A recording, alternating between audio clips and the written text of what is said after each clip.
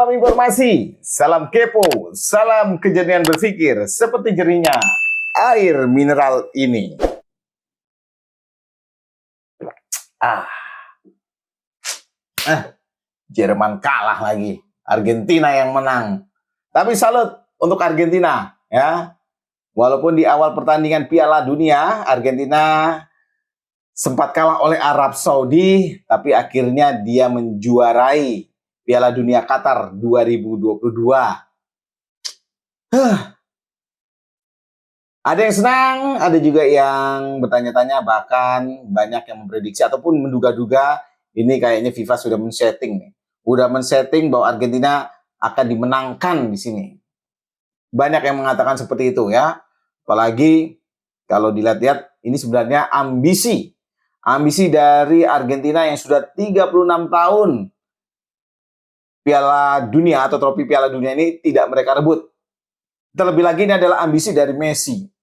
Messi yang bisa dikatakan kayaknya nih ya, sepertinya ini adalah turut sertanya dia di terakhir ya, turut serta terakhir dia di Piala Dunia. Karena kemungkinan Piala Dunia berikutnya 2026 itu yang di Amerika Serikat, di Meksiko, tapi juga di Amerika Serikat dan di Kanada itu Messi kelihatannya tidak akan ambil bagian di situ. Mungkin karena sudah terlalu tua ya. Nah, di 2022 ini sebenarnya ambisi dari Messi untuk mendapatkan trofi dan dia berhasil mendapatkan trofi. Yang menariknya adalah pertandingan terakhir. Pertandingan terakhir ketika melawan Prancis. Itu kalau saya katakan pertandingan yang tertop lah kalau menurut saya ya.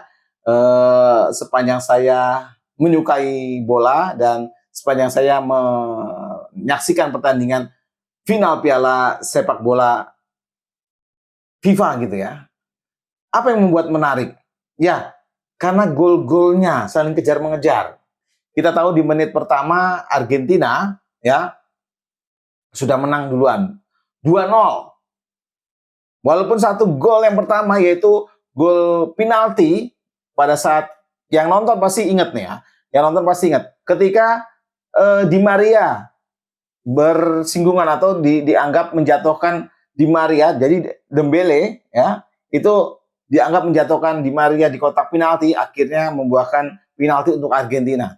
Dan Messi bisa mengeksekusi secara bagus. Ketika gol ini kita melihat Prancis itu bukan, kelihatannya permainannya tidak seperti seorang juara dunia 2018 gitu ya.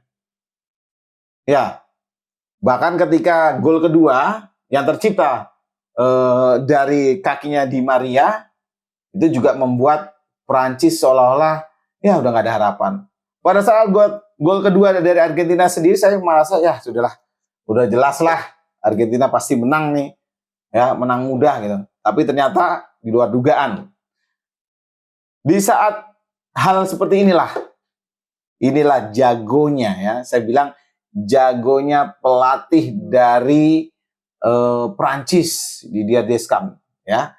Ini Didier akhirnya merombak semua susunan pemainnya, merombak strateginya.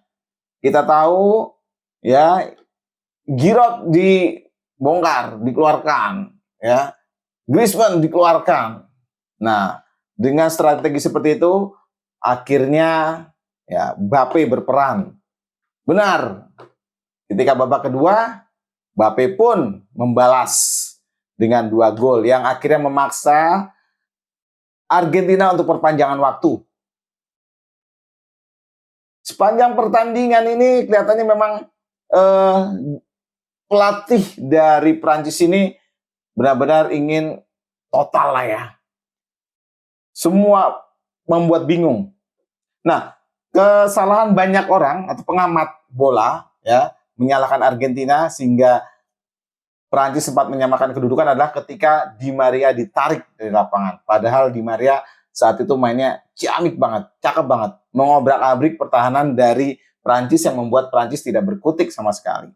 Coba kalau seandainya Di Maria tetap dimainkan gitu sampai dia nyerah, gantiin gue dong gitu ya, pasti Argentina akan golnya akan lebih banyak lagi tuh. Nah, itu terbukti Bahkan sampai perpanjangan waktu, ya, perpanjangan waktu pertandingan ini mereka masih sama-sama kuat. Hasilnya harus diakhiri dengan adu penalti. Sayangnya nih, di adu penalti kipernya ini nih, ternyata kipernya Argentina memang lebih apa ya, entah itu lebih dilindungi oleh Dewi Fortuna atau memang lebih jago ya. Yang jelas adalah kiper dari Prancis ini, Lloris ya, cara nangkepnya itu kayak tebak-tebakan gitu ya. Wah, ke kiri, ke kanan gitu. Beda dengan kipernya dari Argentina. Ya, kayak ini memang sudah tahu tuh. Apalagi penendangnya. Penendangnya dari Prancis ini nih yang bikin kesel. Setingkat pemain Piala Dunia, mosok nendang bola ada yang melebar jauh, itu artinya kan mentalnya. Coba kalau seandainya Griezmann masih ada, Giroud masih ada, pasti mereka akan jadi penendang. Akan semakin seru lagi. Ya, mau gimana pun juga, selamat deh. Selamat untuk Argentina. Selamat untuk para pencinta Argentina. Cuman yang menjadi pertanyaan saya adalah, kapan ya Indonesia masuk Piala Dunia? Ya.